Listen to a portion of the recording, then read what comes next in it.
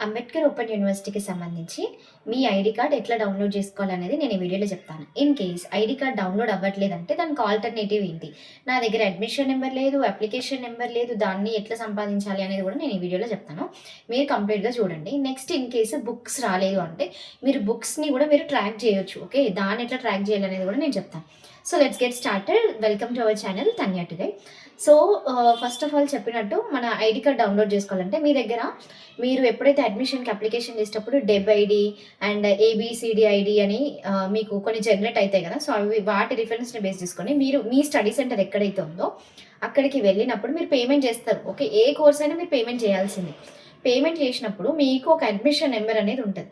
అరే నేను పేమెంట్ చేసినాక నా దగ్గర అడ్మిషన్ నెంబర్ లేదు అంటే మీరు ఎక్కడైనా డౌన్లోడ్ చేసుకున్నారా, లేకపోతే మీ దగ్గర ఫామ్స్ ఉంటాయి కదా, ఆ ఫామ్స్లలో కూడా మీరు సర్టిఫికేట్ సబ్మిట్ చేసినప్పుడు 2 సెట్స్ జిరాక్స్ తీసుకోవాలని వాళ్ళు చెప్తారు.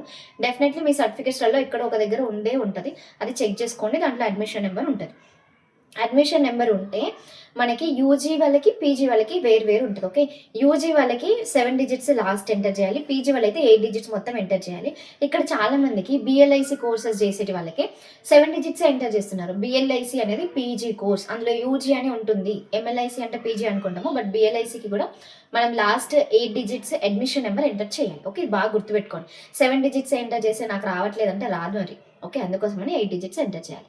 నెక్స్ట్ థింగ్ ఏంటంటే అడ్మిషన్ నెంబర్ లేదు అంటే మీరు BRAOU వెబ్సైట్కి వెళ్ళి మీకు డౌన్లోడ్ అడ్మిట్ కార్డ్ కిందనే ఫర్గెట్ అనేది ఉంటుంది. Forget admission number, forget application number అని అక్కడ మొబైల్ నెంబర్కి ఒక ఓటీపీ వస్తుంది. దాని ద్వారా మీరు రిట్రైవ్ చేసుకోవచ్చు. ఓకే, నెక్స్ట్ ఇంకొక ఆప్షన్ కూడా ఉంటుంది మనకి. కోర్స్ ఎంటర్ చేసి, కోర్స్ ఏ ఇయర్ది అనేది ఎంటర్ చేసి, పేమెంట్ది అవన్నీ ఎంటర్ చేస్తే దాని ద్వారా కూడా మీరు తెలుసుకోవచ్చు అనమాట. సో ఇవన్నీ కూడా ట్రై చేయండి.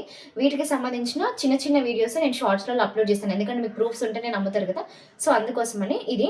నెక్స్ట్ బుక్స్ రాని వాళ్ళు ఏం చేస్తారంటే ప్రజెంట్ యూనివర్సిటీకి వెళ్ళి ఇప్పుడు మనం చదువుకోవడానికి వెబ్సైట్కి వెళ్తే మీకు చాలా పీడిఎఫ్స్ అవైలబుల్గా ఉంటాయి. సో అక్కడ నుంచి డౌన్లోడ్ చేసుకోండి. వీడియో కోర్సెస్ ఉంటాయి, ఆడియో కోర్సెస్ కూడా ఉంటాయి, అవన్నీ చూసుకోండి.